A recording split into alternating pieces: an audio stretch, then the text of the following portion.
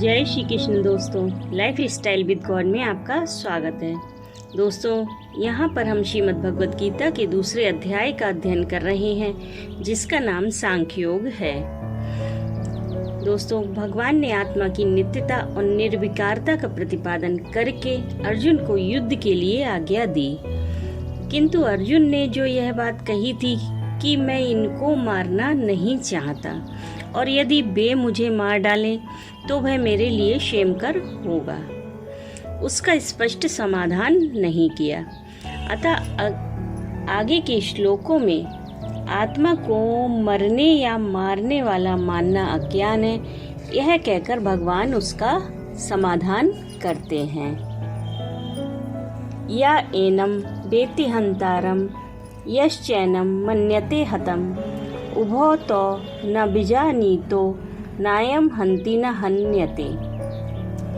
दूसरे अध्याय के 19वें श्लोक में भगवान श्री कृष्ण अर्जुन से कहते हैं कि जो इस आत्मा को मारने वाला समझता है तथा जो इसको मरा मानता है, वे दोनों ही नहीं जानते, क्योंकि यह आत्मा वास्तव में न तो किसी को मारता है और न किसी के द्वारा मारा जाता है। अब प्रश्न यह उठता है कि यदि आत्मा न मरता है और न किसी को मारता है, तो मरने और मारने वाला फिर कौन है? स्थूल शरीर से सूक्ष्म शरीर के वियोग को मरना कहते हैं। अतएव मरने वाला स्थूल शरीर है। इस तरह मन बुद्धि के सहित जिस स्थूल शरीर की क्रिया से किसी दूसरे स्थूल शरीर के प्राणों का वियोग होता है, उसे मारने वाला कहते हैं। अतः मारने वाला भी शरीर ही है, आत्मा नहीं। किंतु शरीर के धर्मों को अपने में अध्यारोपित करके अज्ञानी लोग आत्मा को मारने वाला कर्ता मान लेते हैं, इसलिए उनको उन कर्मों का फल भोगना पड़ता है। पूर्व श्लोक में यह कहा गया कि आत्मा किसी के द्वारा नहीं मारा जाता। इस पर यह जिज्ञासा होती है कि आत्मा किसी के द्वारा नहीं मारा जाता, इसमें क्या कारण है? इसके उत्तर में भगवान आत्मा में सब प्रकार के विकारों का अभाव बतलाते हुए उसके स्वरूप का प्रतिपादन करते हैं। ना जायते म्रियते वा कदाचिन नायं भूत्वा भाविता वा न भूयः अजो नित्यः शाश्वतोऽयं पुराणो न हन्यते हन्यमाने शरीरे।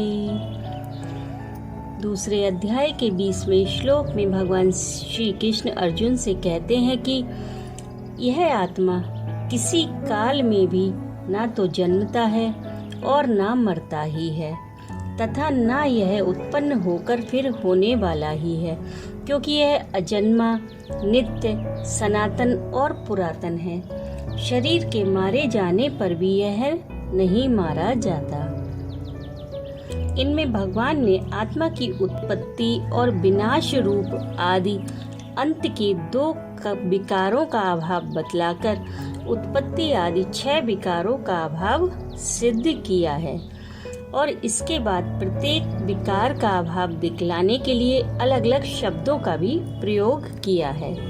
अब प्रश्न यह है कि उत्पत्ति आदि 6 विकार कौन से हैं और इस श्लोक में किन किन शब्दों के द्वारा आत्मा में उनका अभाव सिद्ध किया है? वो विकार हैं, नंबर 1 उत्पत्ति मतलब जन्मना, नंबर 2 अस्तित्व मतलब उत्पन्न होकर सत्ता वाला होना, नंबर 3 वृद्धि मतलब बढ़ना, नंबर 4 विपरिणाम मतलब रूपांतर को प्राप्त होना, नंबर 5 अपक्षय यानी कि क्षय होना या घटना, और विनाश यानी कि मर जाना। ये 6 विकार हैं। इनमें से आत्मा को अजन्मा कहकर उसमें उत्पत्ति रूप विकार का अभाव बतलाया है। यह जन्म लेकर फिर सत्ता वाला नहीं होता, बल्कि स्वभाव से ही सत है, यानी कि यह आत्मा हमेशा रहने वाला है। यह कहकर अस्तित्व रूप विकार का, चिरकालीन और सदा एक रस रहने वाला कहकर वृद्धि रूप विकार का, सदा एक रूप में स्थित कहकर विपरिणाम का, अखंड सत्ता वाला कहकर क्षय का, शरीर के नाश से इसका नाश नहीं होता, यह कहकर विनाश का अभाव दिखलाया है। राधे राधे।